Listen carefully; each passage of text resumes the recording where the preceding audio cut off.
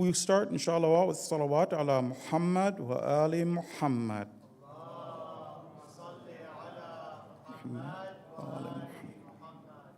Brothers and sisters, if possible, there are 4 objectives that I'd like us to keep in mind for this discussion. Part of them we'll be able to properly address for the second speech. We're not going to be able to cover everything in one speech, but there will be 4 objectives that we're trying to cover. Those 4 objectives, brothers and sisters, will be the following. Number 1 would be we want to actually get to know, even if it's just a drop in the ocean, we want to get to know the towering personality of Imam Hassan, to acquaint ourselves a little bit more with his personality. Number 2 is, in reality, this isn't a history lesson for us. It's not just where we go, sit down and commemorate the greatness of someone else. Rather, there are going to be lessons in his life, things and steps that he took that will be signs or ways for us to move forward if we want to benefit ourselves in our personal lives, in our social lives, and especially for the cause. Because you and I, we're all here to try and hasten the reappearance of the Imam. There are certain lessons that we need to get from his life and his story that inshallah will help in that. The third point would be that hopefully we learn the importance of the clarification job, to push back, to talk, to have conversations. What we're going to see in his story is what happens if we don't do this. If we don't do what our job is, and now we have some very important examples that I'll mention inshallah later, then what can happen to us? Inshallah, we don't want history to repeat itself. We remember those wise words of Malcolm X, where he said that if you're not careful, the newspapers can have you believing or hating the people who are being oppressed and loving the people who are doing the oppressing. In this same story, we're going to see how someone who was this much of a lofty personality, how is it that the enemies were able to make them viewed? How is it that even now, 1,400 years later, those who love Imam Hassan view him and use him to justify mistakes?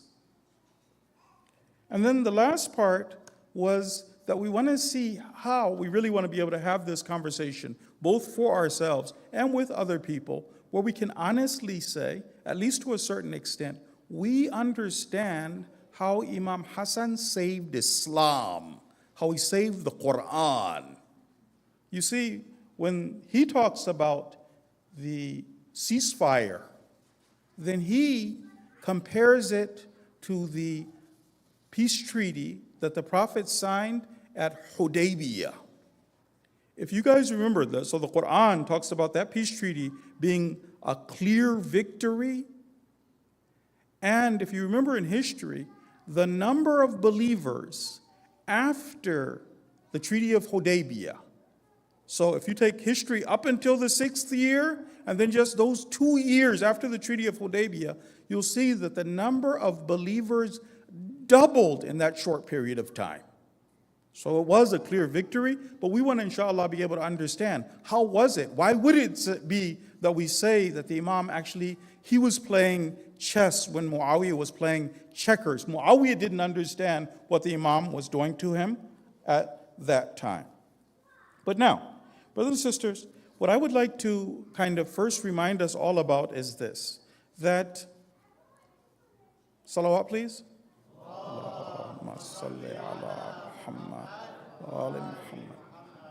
Keeping all those things that I just shared in mind, let's start off with one reminder. This is going to help, inshallah, as we go through this part of history to understand the lesson.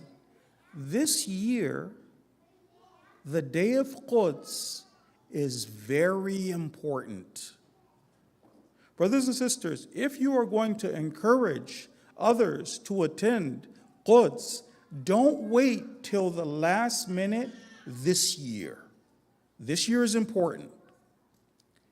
They thought it was okay to be against a Holocaust, a genocide. The empire decided to send a chilling message to anyone who would dare raise their voice. So they literally disappeared him. American citizen, green card holder, lawful, hadn't done anything wrong. Okay.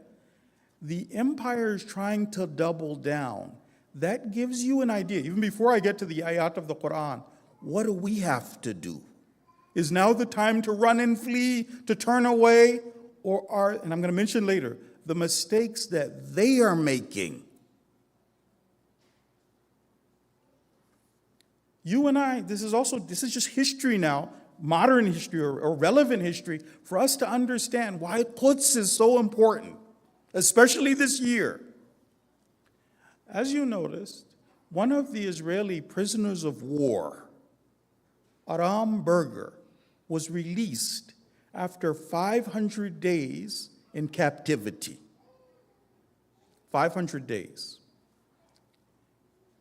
This young woman, she herself is a witness to how the Israeli entity used the Hannibal Directive and tried to murder as many of them as it could. She knows that they could have all been handed over at the first ceasefire, and she was there as a witness, as somebody who lived through it when Israel was trying to bomb the hostages. And she lived through all of that. She saw for 500 days how the Palestinians took care of her. And you all saw when she came out of captivity, how was she treated?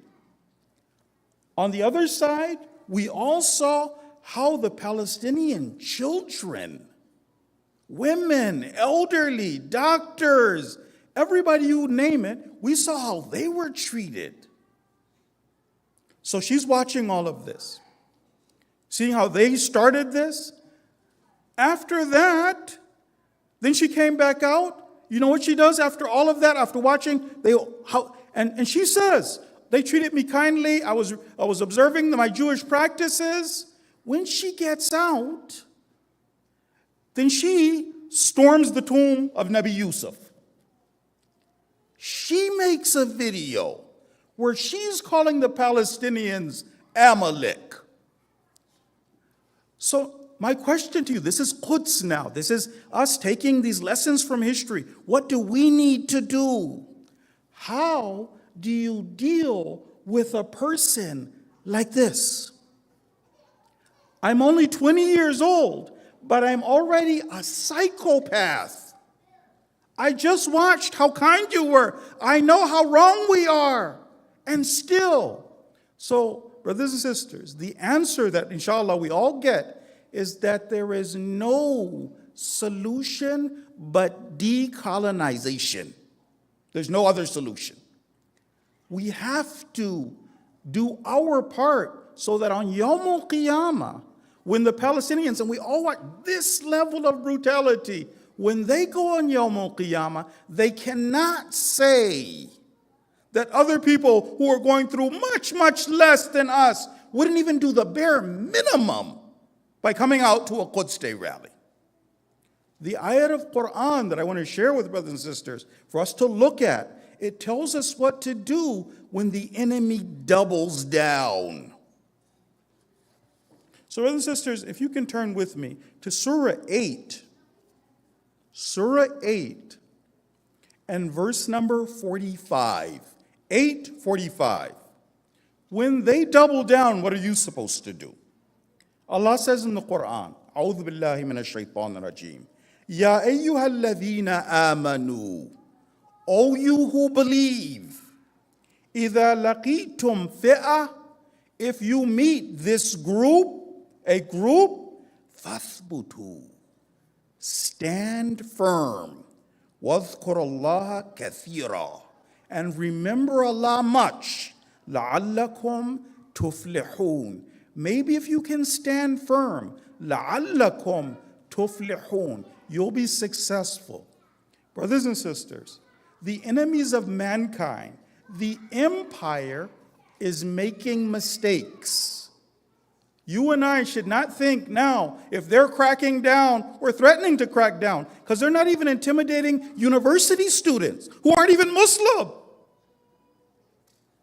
You shouldn't think that this is out of strength and now we've got to be scared. The big bad wolf, Trump is here, everybody gets scared.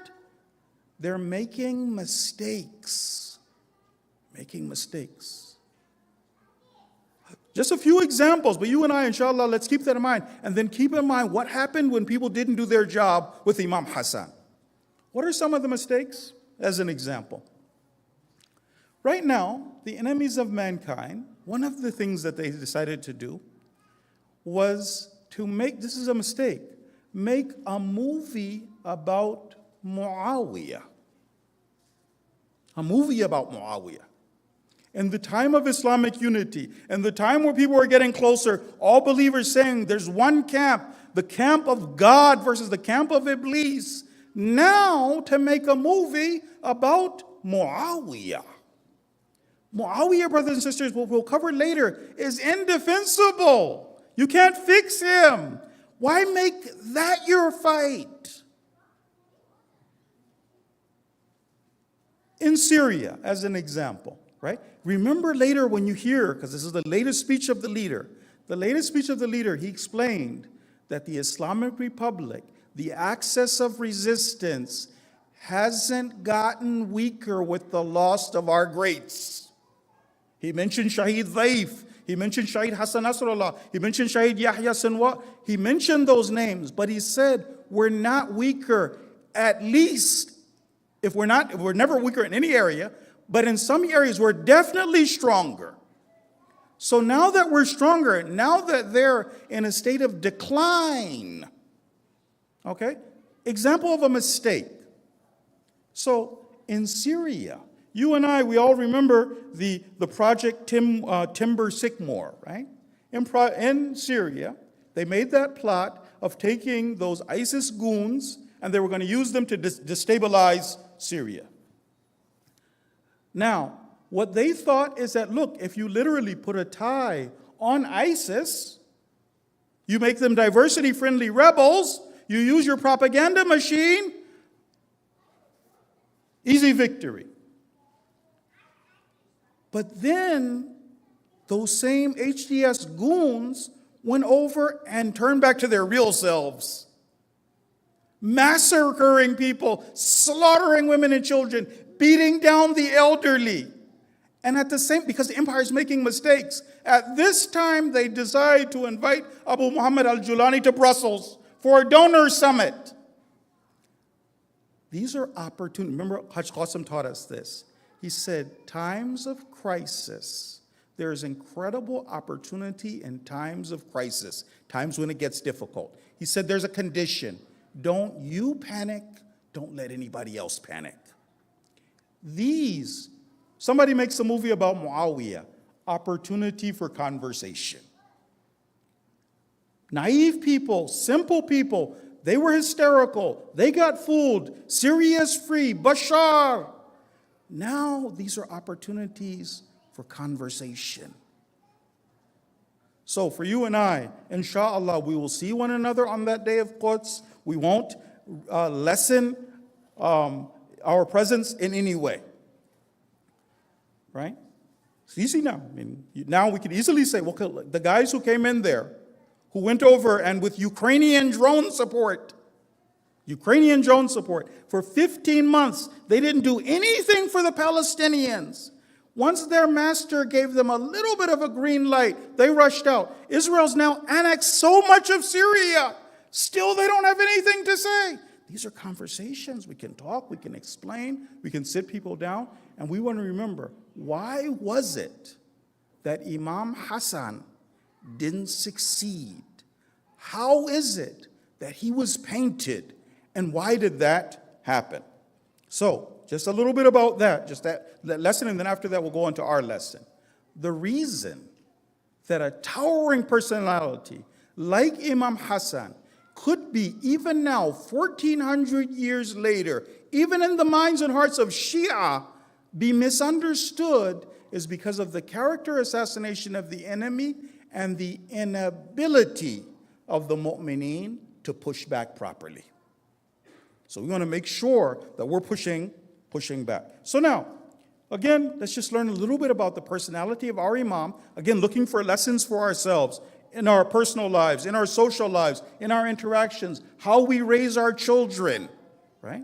With so many areas we can look at for inspiration from our Imam in our practical lives. And then inshallah, later inshallah, we'll be able to connect the whole piece and understand it. Salawat ala Muhammad wa ali Muhammad. Allahumma salli ala Muhammad wa ali Muhammad. So brothers and sisters, when I mentioned the idea of even part of your clarification jihad being that you introduce the wali of the time, that you introduce the right side of truth, that you support Palestine, and only God knows how much reward there is for being there on the day of Quds now, standing on the right side of history. Only Allah knows. Why would it be so important though?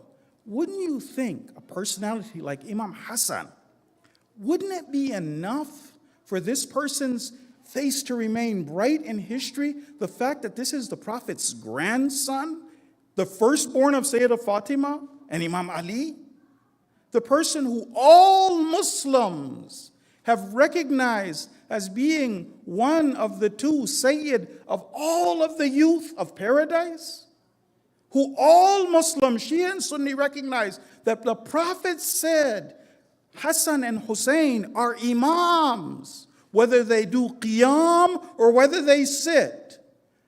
How many ayat of the Quran were revealed about this towering personality? And yet, inshallah, when we get to the discussion tomorrow, you'll see how the enemy was able to take that kind of a personality down.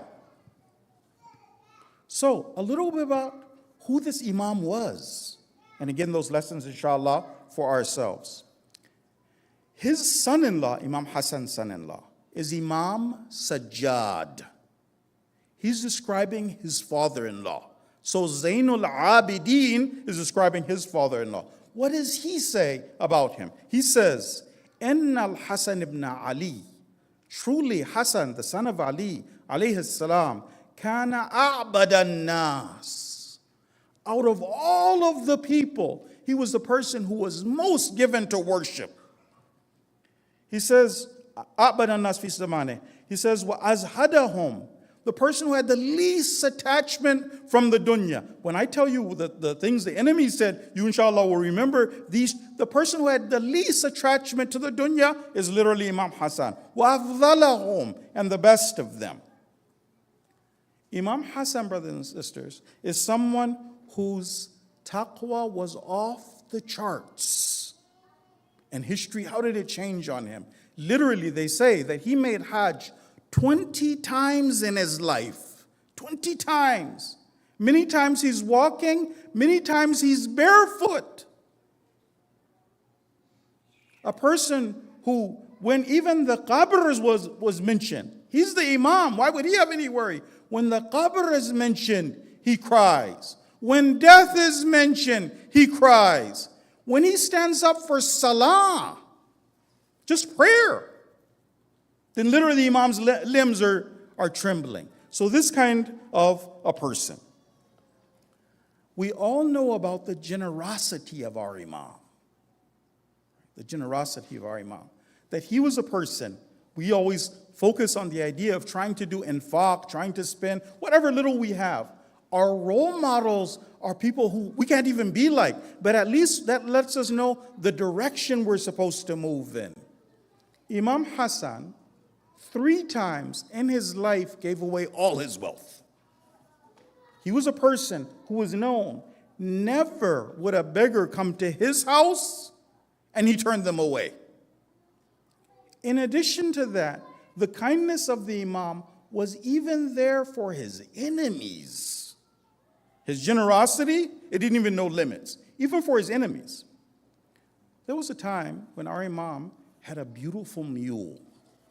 And Marwan, enemy, he wanted that mule that the Imam had. A friend, a buddy of his told him, he said, I know how to do it. He said, you do me this favor, you scratch my back, I'll scratch yours. I can get you that mule. There was a session, they were gathered, and he started to praise the nobles of Quraysh with Imam Hassan present. And he's talking about the nobles of Quraysh, the nobles of Quraysh. And deliberately, he doesn't say anything about Imam Hassan. Marwan speaks up. They had arranged it from before. Marwan says, you didn't say anything about Abu Muhammad. And the buddy said, well, that's because I was talking about the nobles of Quraysh. If I was talking about the Anbiya, then I would have mentioned Imam Hassan. After the session was over, Imam Hassan leaves. He's riding on that beautiful mule. The guy comes out. Imam knows. He said, can I help you with anything? Well, that is a wonderful mule. Right there. That kind of generosity, literally, where it knows no bounds. Brothers and sisters, there's something that you and we want to first adopt in ourselves.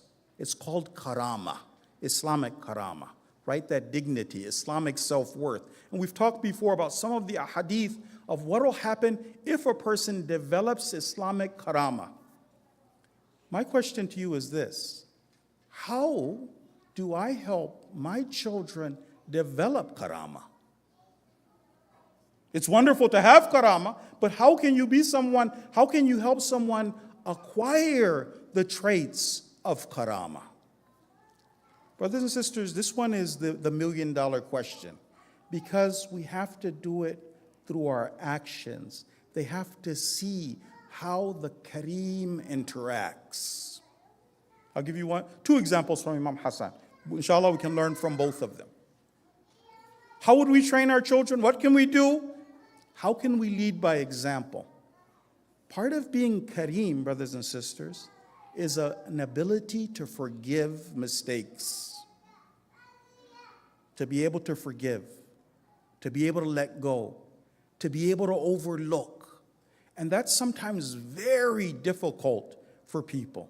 The time of Imam Hassan now. Our Imam had a beautiful sheep. He had a sheep that he really liked.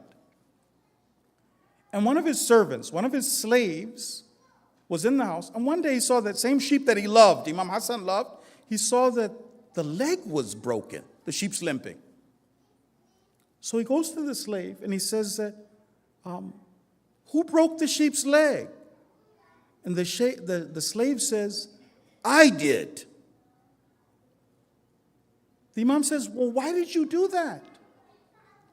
He said, to make you upset. To make you upset. The Imam said, well, I'm going to make the person who made you do this upset, Iblis. I'm going to set you free in the way of Allah. When you hang around somebody who's that noble, that kind, slowly you start to adopt those traits. Also, when we reward good behavior, Karama. Example again from Imam Hassan. So Imam Hassan was walking in some of the gardens of Medina, and he saw there was a young man over there, a man working over there, another slave. And he noticed something strange. He noticed that the slave who was eating his food, he would break his bread in half. Let's say he's eating his bread, and part of it he would cast to a dog that was sitting there. And the Imam just watched as this guy ate his food, and then he broke part of it and he cast it to the dog. After he finished, the Imam spoke to him. The Imam said, why didn't you just have the bread yourself? The guy said, I was ashamed to have another pair of eyes looking at me. If I'm going to eat, I allow him to eat. The Imam said, do me a favor. I don't want you to leave this place until I come back. He asked him, he said, who's your master? He said, such and such. The Imam went over to that man, purchased the slave, purchased the garden, and he came back to him. He told the slave, he said that, I have purchased you from your master. The slave was so happy. You mean Imam Hassan's going to be my master? He stood up out of respect. He was so excited. The Imam said, no, I set you free in the way of Allah. And the garden that you're working in, I also give that to you.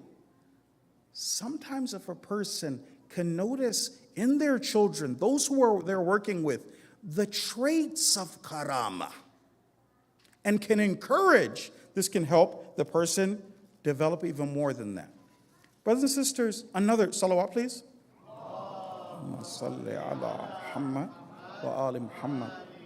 All of these are important, especially for Quds, keeping that in mind. What's another wonderful trait of the Imam? Loyalty. The Ahlul Bayt would teach, through their words and their practice, no man left behind. You defend the cause. You defend your friends. You defend other believers. Story from Imam Hassan. No, actually, this story is from Amirul Mu'mineen based on the words of Imam Hassan. Imam Hassan was sent to Kufa. He's going there to rally the troops for Amirul Mu'mineen. His khutbah is well known. One of the words, the ways that Amirul Mu'mineen is described by Imam Hassan is the following. How did he rally the troops? He said this about Amirul Mu'mineen. He said, in many of the words, but one of them was this: وَأَوْفَى مَنْ تُبَايِعُونَ. The most loyal person that any of you have ever made bay'ah to is Amirul Mu'mineen. Loyalty. Remembering one's friends. Standing for the cause. I want to give you a beautiful story about Amirul Mu'mineen, and we'll go for it. Why would he say that? This story is from a time of Amirul Mu'mineen, where the story is long. I'm going to summarize it. Amirul Mu'mineen is on his way to the Battle of Siffin. On the way to the Battle of Siffin, he comes across a monastery. There's a monk, a Christian monk there. There is a miracle that the Imam performs, and because of this miracle, the monk becomes a Muslim. The monk who becomes a Muslim, he takes his shahada, he testifies that the Imam is the wasi, and then the Imam, so the man, he asks the Imam, he's like, is it okay if I say a few words from our book? He said, we have a book that was written by the companions of Isa. Your name is mentioned in it, the last prophet. He goes over. Amirul Mu'mineen is very moved by all of this. The man demands that he be allowed to stay with the Imam and to go with him to Siffin. I was a monk before this. Now I found what I'm looking for. I'm going with you to Siffin.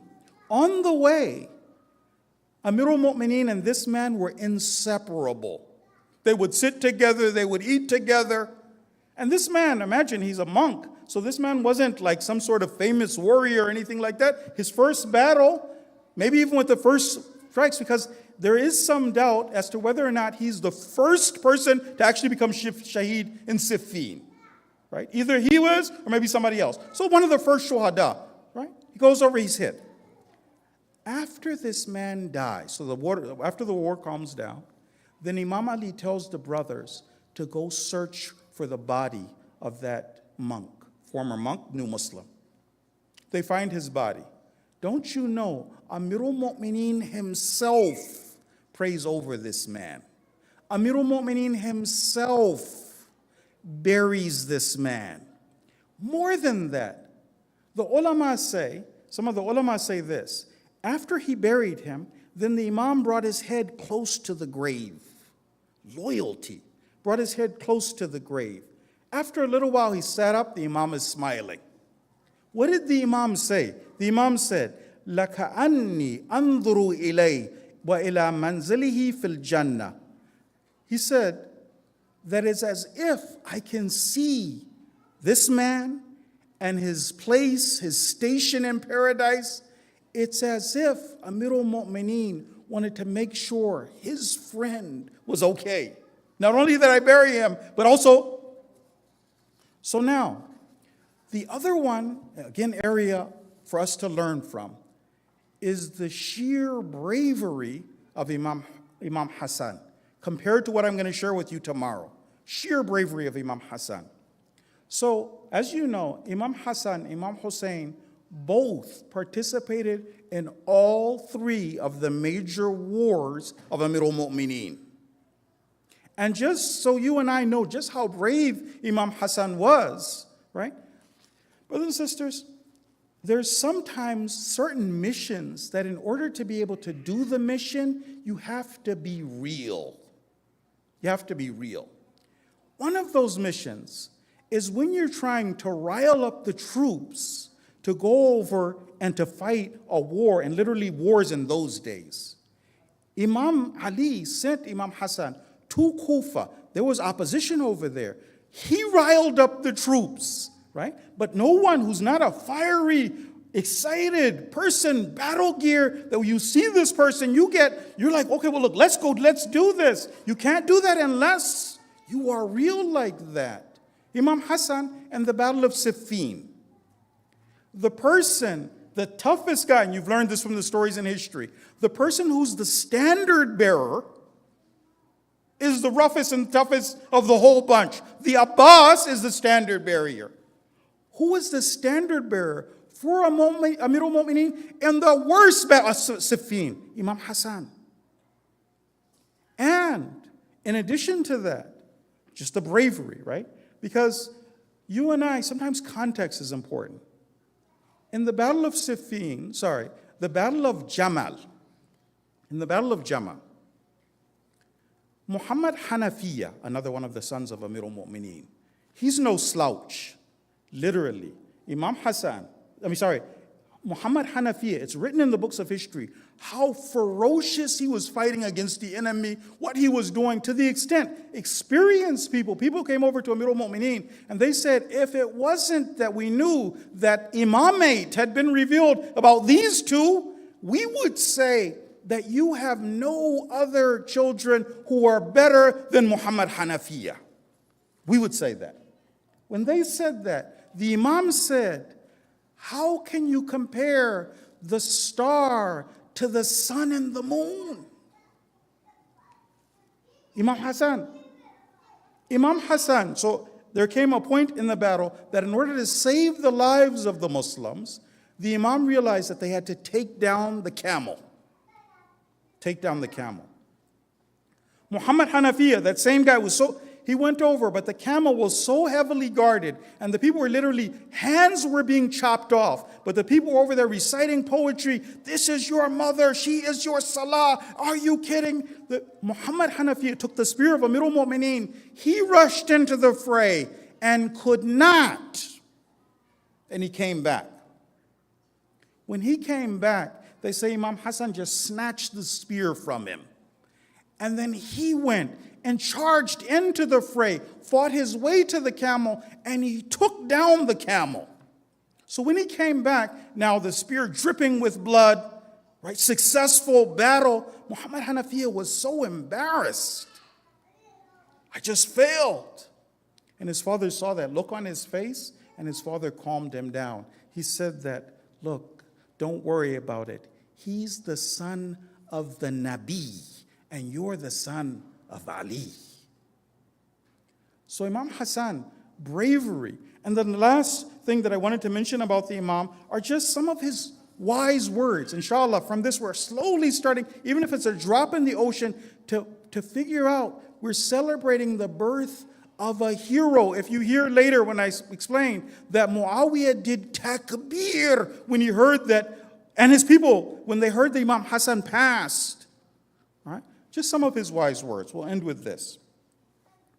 One of the things that the Imam is quoted to have said is this: Man ittakala ala husnul ikhtiyar min Allah la. That person who has enough trust in God to know that Allah chooses well. He says this person لم يتمنى أنه في غير الحال التي اختارها الله له. This person would never want to be in a state other than the one that God has chosen for them. Right? These kind of words. There's another beautiful statement from the Imam, and we'll end with this, and inshallah we'll go for the salat. The Imam says this. He says, O son of Adam, from the time you're born, your life is constantly getting shorter and shorter and shorter. He says to this extent. So, he says, فَخُذْ مِمَّا فِي يَدَيْكَ لِمَا بَيْنَ يَدَيْكَ. Take from what is in your hands, the opportunity you have right now, for your future, for what's coming. And he says this, فَإِنَّ الْمُؤْمِنَ يَتَزَوَّدْ. Truly, the mu'min prepares, gets provisions. وَالْكَافِرْ يَتَمَعْتَى. The kafir is a person who sits and only enjoys. We urge Allah to accept what was said and heard in His way, to help us to learn these lessons from Imam Hassan so that we're able to be better for the Imam who we're all waiting for. We end with salawat ala Muhammad wa ali Muhammad.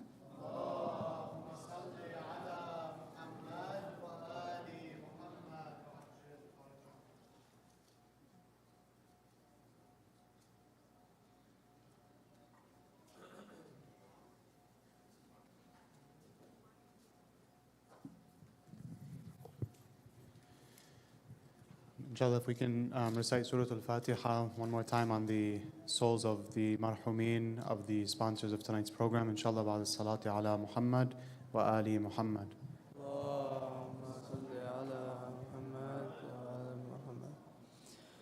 Bismillah ar-Rahman ar-Rahim. Can everyone please face the Qibla? Bismillah ar-Rahman ar-Rahim. Allahumma salli ala Muhammadin wa ali Muhammad. Ilahi azum al-bala wa bariha al-khafa وانكشف الغطاء وانقطع الرجاء وضاقت الأرض ومنعت السماء وأنت المستعان وإليك المشتكى وعليك المعول في الشدة والرخاء. اللهم صل على محمد وآل محمد أولي الأمر الذين فرضت علينا طاعتهم وعرفتنا بذلك منزلتهم ففرج عنا بحقهم فرجا عاجلا قريبا كلمح البصر أو هو أقرب. يا محمد يا علي يا علي يا محمد اكفياني فإنكما كافيان وانصراني فإنكما ناصران.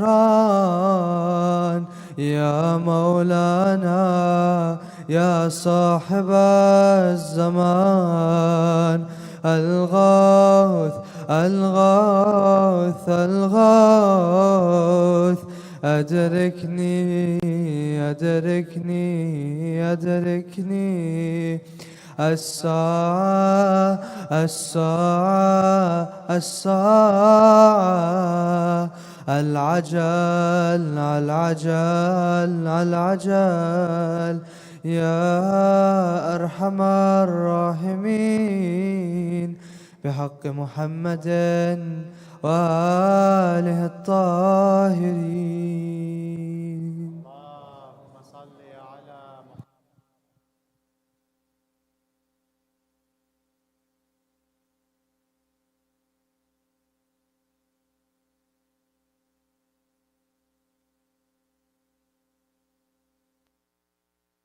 أعوذ بالله من الشيطان الرجيم.